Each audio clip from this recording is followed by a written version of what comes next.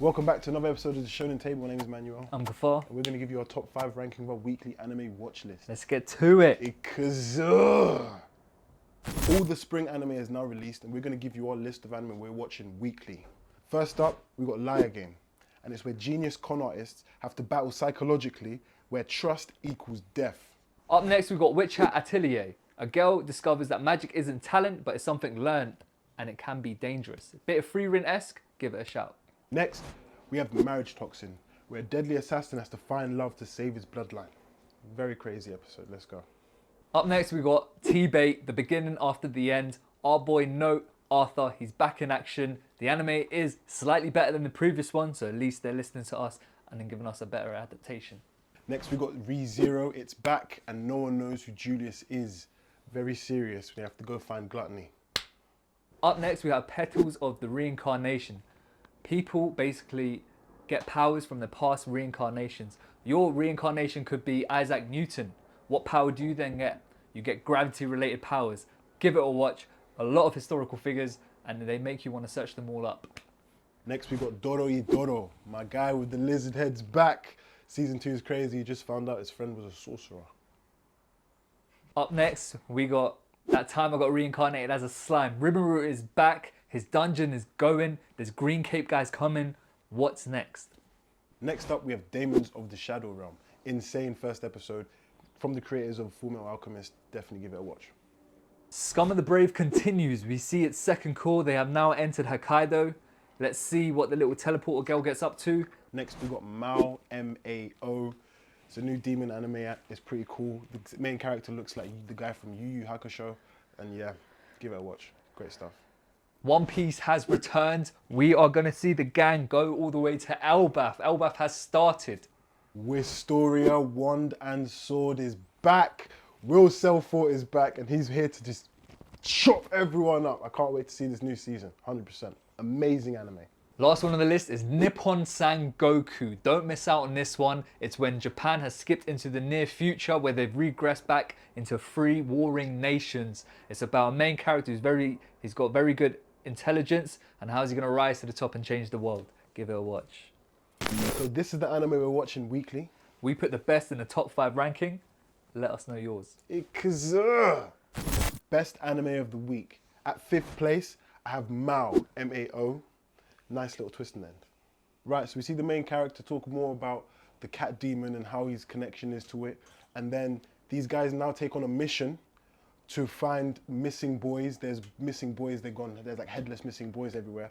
So they find themselves into a house with a husband and a wife, and the husband was like very abusive and all that stuff. So we all thought that this guy was the demon and whatever. And a nice big fight happened in the end.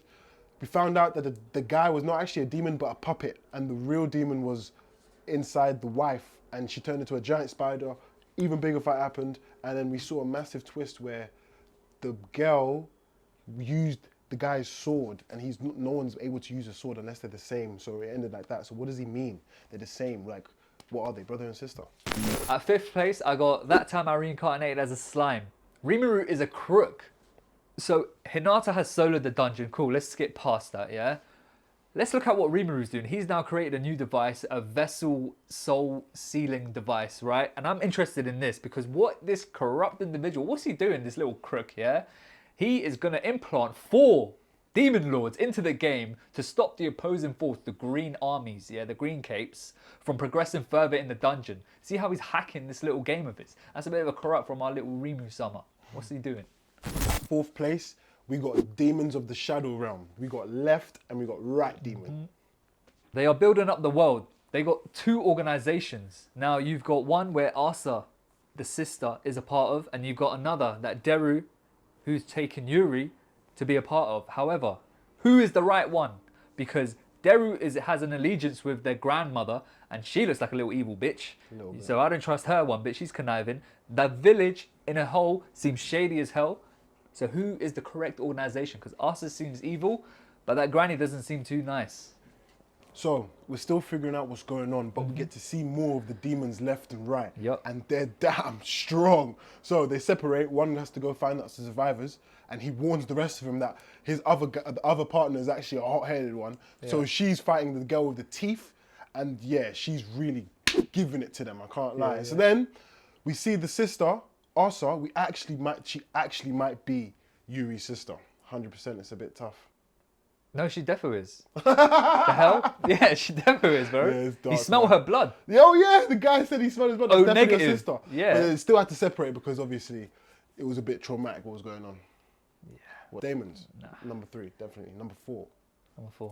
At third place, we got Nippon Sangoku. Things got tense real quick. So, Misumi needs to go find a hotel. Yup. He obviously picked the wrong hotel. Uh-huh. So he goes into a hotel and there's like these crazy guys just all acknowledging this crazy one guy called Yatsune, whatever his name is, Mr. Tuna. Mr. Tuna, I think he said his name is. But cool, he wanted Mitsuma to acknowledge him so his greatness so bad and all that stuff. And Mitsuma wasn't having it really. And some crazy guy with a knife came out of nowhere, started attacking them. And the guy with Mr. Tuna backed out his sword and chopped his hand off quick time. He thought he finished off the guy, but Misumi saw the guy was about to do another attack and he pushed him out the window. They kind of acknowledged each other as rivals.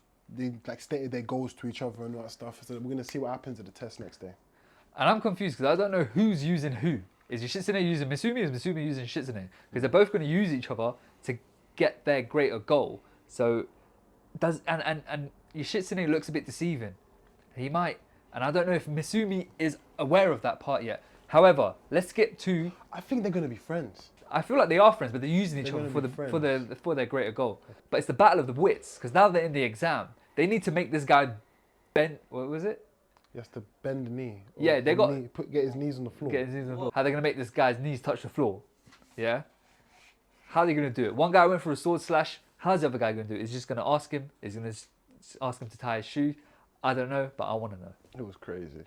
At second place, we got Wistoria. We're back, baby. Beautiful episode. Fuck you, Edward Serfence.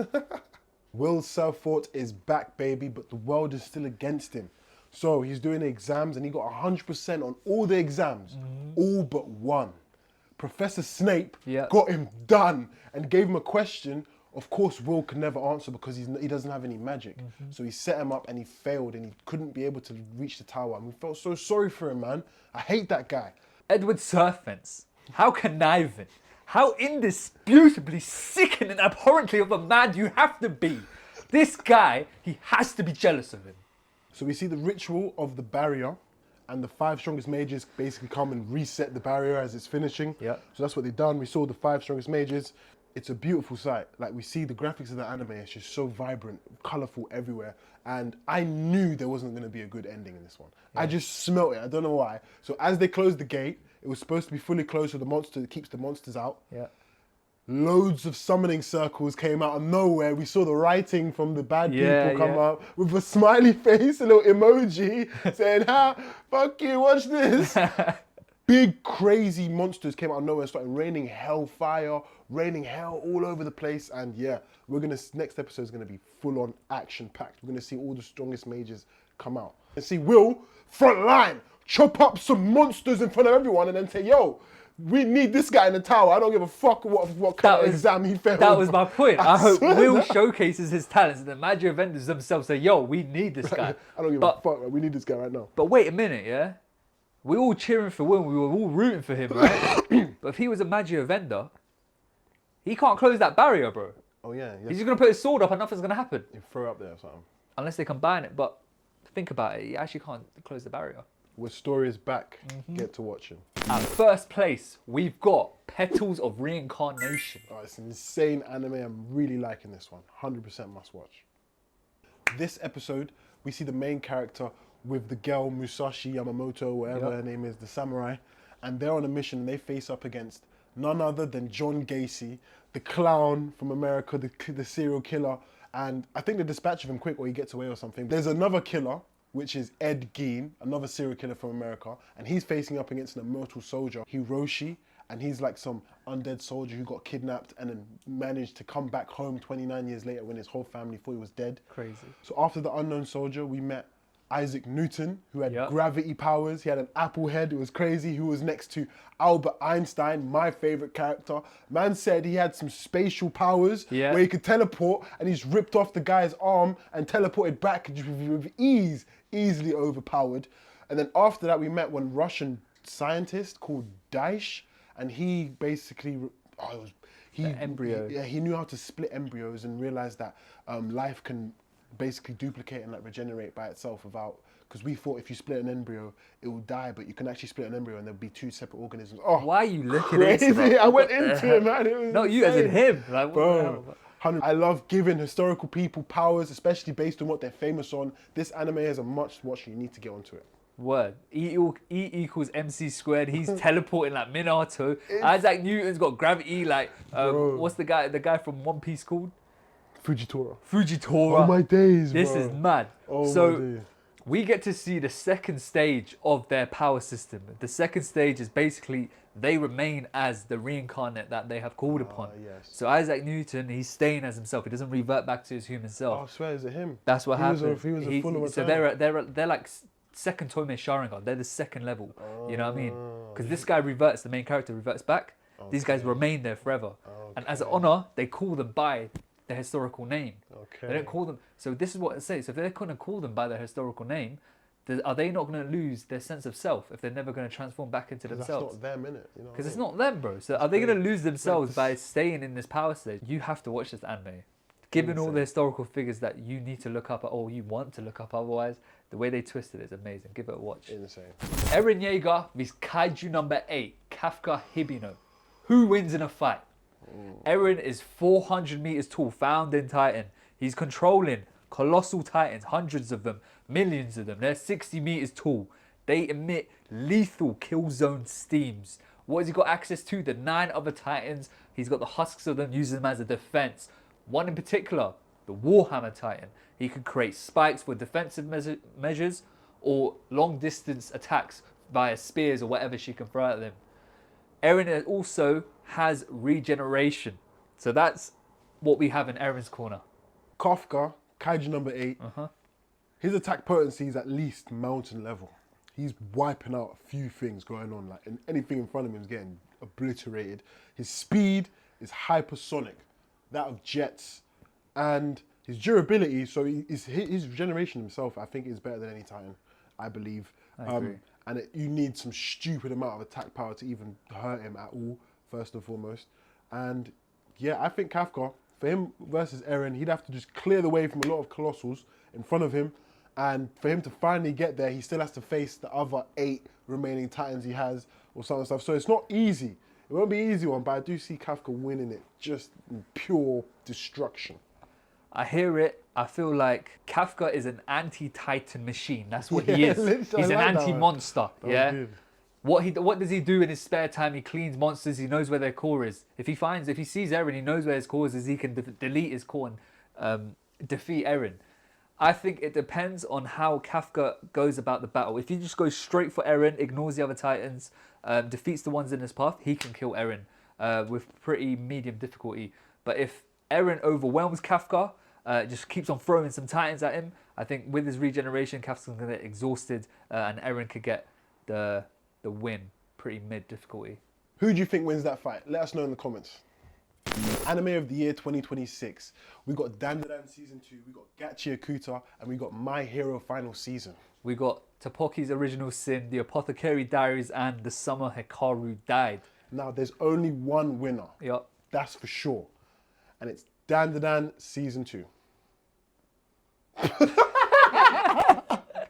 Nah, it's My Hero, and it's not even close. The final season was insane. Out of that list, has to be My Hero. From episode 1 to episode whatever, it was nuts. Insane. I haven't seen Apothecary Diaries, by the way. Neither. But I know My Hero's better than that. I'm telling you right now. Plus If My all. Hero doesn't win, then it's all a sham. But in other news, listen, Lord of the Mysteries is actually the best anime of the year, okay? It was the best Crunchyroll, you have showed me this. I want to watch this without you, right? Please let us vote for it. to be in the anime of the year. I know it's not an anime, it's a donga, whatever, but somehow sort it out because that actually deserves more eyes on it and more popularity because what a spectacular piece of work that was. To Be Hero X should have been a nomination as well. Lord of Mystery should have been the winner. Yup. But To Be Hero X should have been a nomination as well, 100%. Word. That's another episode of the Shonen Table. Thank you guys for watching. Please like, comment, and subscribe. Because...